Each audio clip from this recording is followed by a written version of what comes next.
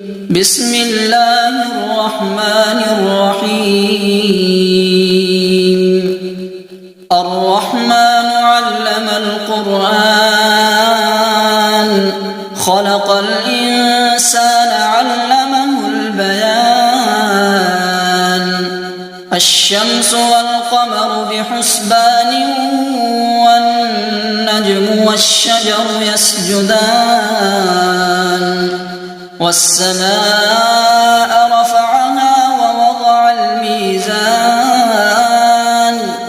ألا تطغوا في الميزان وأقيموا الوزن بالقسط ولا تخسروا الميزان.